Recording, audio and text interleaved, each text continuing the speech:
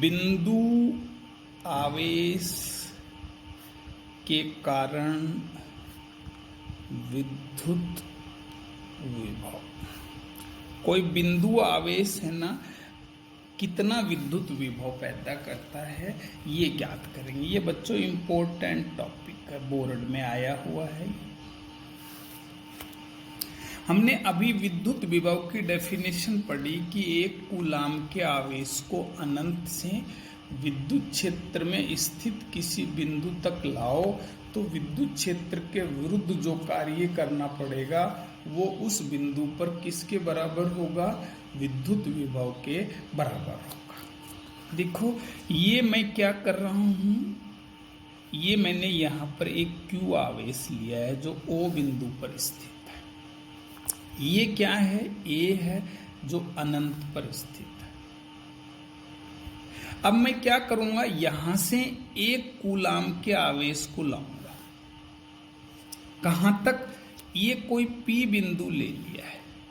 ये दूरी कितनी है? R है। यहां पर हम है ना V का मान ज्ञात करना चाहते हैं। देखो तो मैं ये दूरी तो बहुत बड़ी है, तो सबसे पहले मैं क्या करता हूं, मैं एक छोटा सा अल्पांश लेता हूं। माना ये B है, C है। ये जो दूरी है ना बच्चों, ये सच में dx है, लेकिन अगर हम इसकी दिशा देखें ना तो ये B से किधर है? C की ओर है। तो ये dx सदिश राशि है, लेकिन डायरेक्शन किधर है इसकी? B से C की ओर।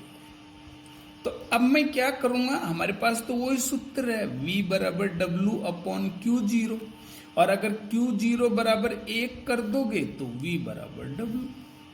अब मुझे W निकालना है सर, A बिंदु से एक कूलाम को P तक लाने का W। देखो अब मैं क्या करूंगा, मैंने कहा है सर अल्पांश का कार्य का सूत्र क्या होता है? F सदिश डॉट dx सदिश।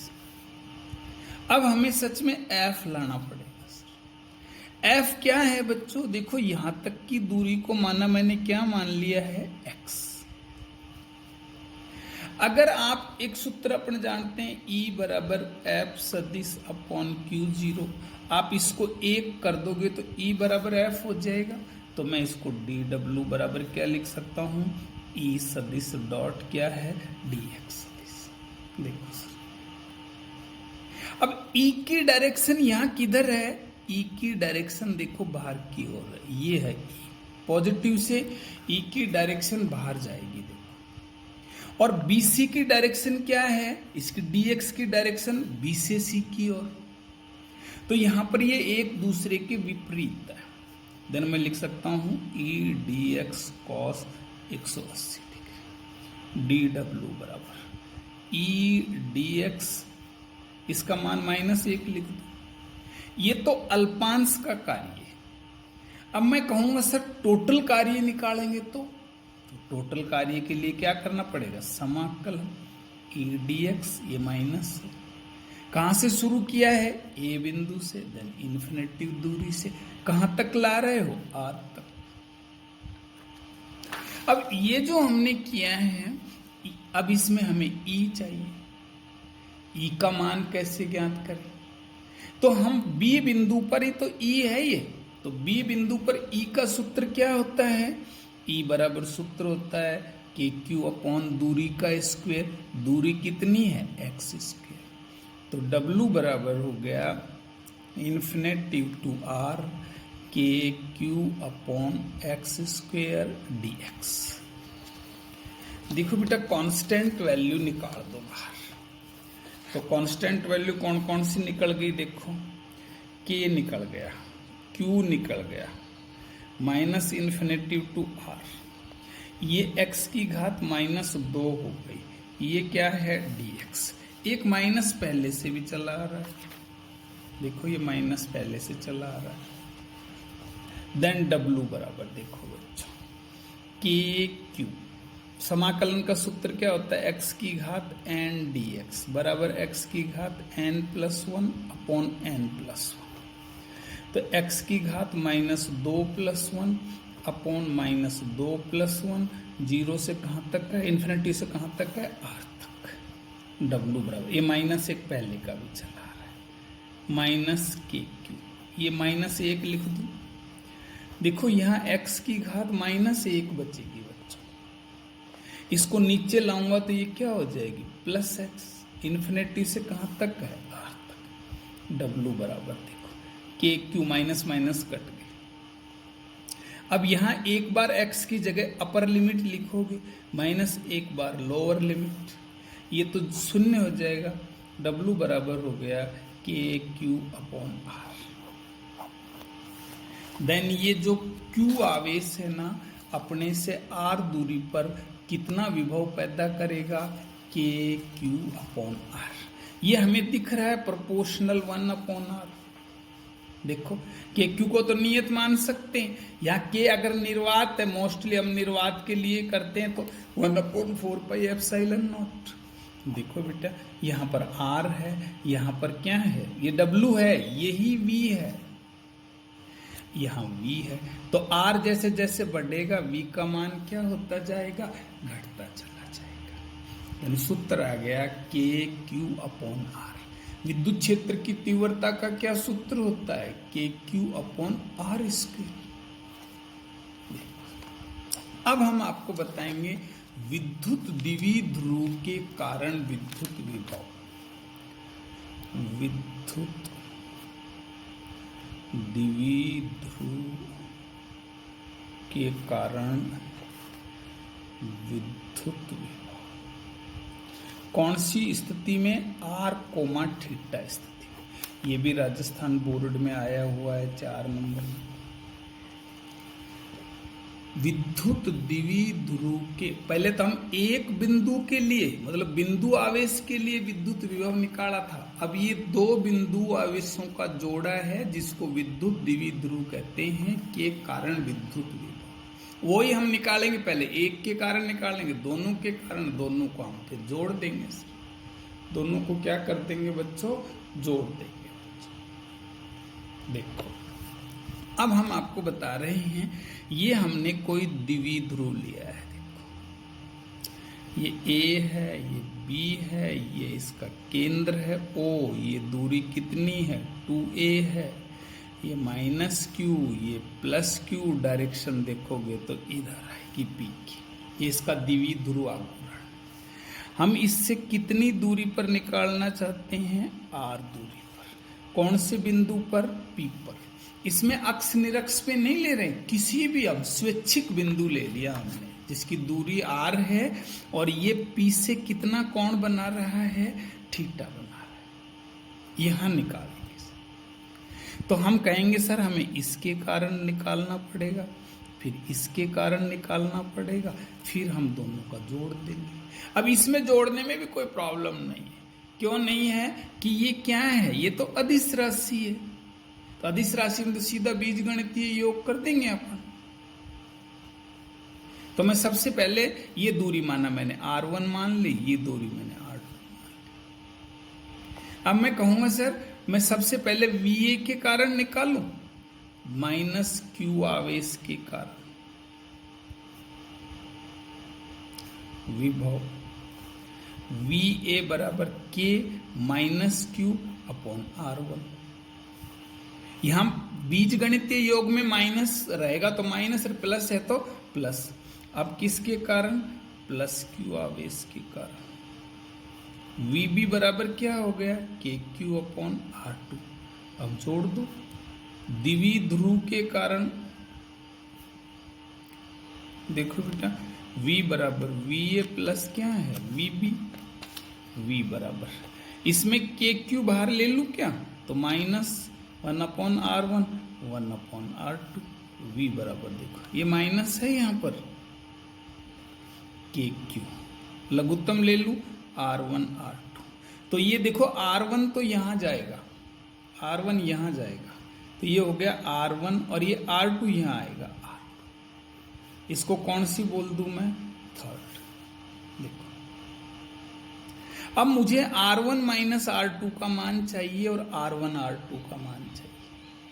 अब हम इसमें एक थोड़ी सी हम है ना ज्यामिति लगाएंगे। देखो मैं क्या करता हूं, मैं इस बी बिंदु पर है ना लंब डालता हूं, ये लंब डाल दिया मैं, इसको यहां पर मैं 90 डिग्री बोलता हूं, ये सी है। देखो अब मैं कहूं कि अगर हमारी आर बहुत बड़ी है ए से, देखो आर क्या है, बहुत बड़ी है किससे, ए से। अब देखो ये आगे की दूरी तो समान होगी लंब डालती, ये दूरी तो समान होगी। अब यही तो डिफरेंस बचा हमारा किसका, R1 और R2 का। मैं इसको R1 माइनस R2 कह सकता हूं, AC को, AC बराबर क्या कह सकता हूं, R1 माइनस R2। अब मैं कहूं कि यदि R बहुत बड़ा है A से, देन P बिंदु बहुत दूर है O से, तो उस स्थिति में ये जो थीटा एंगल है ना, फिर उस स्थिति में ये सारे देखो, ये लाइन भी यही होगी और ये लाइन भी यही होगी। तो उस स्थिति में ये कोण और ये कोण हम बराबर मान सकते हैं। कौन से कोण, कोण POB लगभग बराबर कोण PAB। देखो कोण PAB और कौन सा POB, ये बराबर मान सकते हैं। अब मैं कहूंगा त्रिभुज ACB, त्रिभुज ACB में कॉस थीटा का सूत्र लगाओ, आधार बटा क्या होता है, कर्ण। अब बेटा ये कॉस थीटा देखना, इस त्रिभुज में देखो थीटा के सामने लंब होता है, लंब के सामने कर्ण, तो ये बाकी बचा हुआ आधार, तो ये BC AC तो आधार है और कर्ण कौन सा है, AB, तो ये हो गया AC अपॉन AB। AC का मान क्या है, R1 माइनस R2 और AB का मान क्या है, 2A। तो R1 माइनस R2 बराबर क्या हो गया बच्चों, 2A cos थीटा। एक बात और कि जब यदि R बड़ा है A, तो मैं R1 लगभग बराबर क्या मान सकता हूं, R2, क्योंकि ये तीनों लाइन एक जगह ही तो होंगी, तो ये तीनों दूरियां क्या होंगी, बराबर होंगी।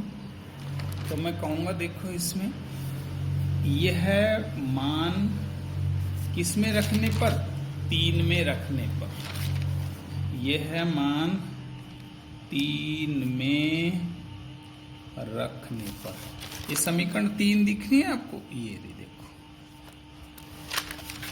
3 में रखने पर समीकरण 3 देखो बेटा, V बराबर KQ R1 minus R2 R1 R2, देखो ये था। अब मैं यहां रख देता हूं, 3 में रखो, तो V बराबर KQ 2A cos theta upon R1 R2 की जगह क्या लिख दूं, R स्क्वायर, ये रहा ना R1 बराबर R2 बराबर मैं R मान लूं, तो अब ये हो गया। देन ये R1 बराबर R2 रखो, देखो R रख दिया R1 की जगह, R2 की जगह पे R रख दिया, तो स्क्वायर बन गया। V बराबर K, ये Q गुणा 2A है ना, ये तो P बन गया, KP cos थीटा अपॉन क्या है, R स्क्वायर। P को क्या बोलते हो, द्विध्रुव आघूर्ण। तो ये बच्चों हमारा सूत्र आ गया कि कोई विद्युत द्विध्रुव है ना, अपने केंद्र से कितनी दूरी पर, R दूरी पर, और P से कितने एंगल पर, थीटा एंगल पर, कितना द्विध्रुव उत्पन्न करेगा, V बराबर KP cos theta upon R square. K बराबर क्या लिख सकते, 1/4πε।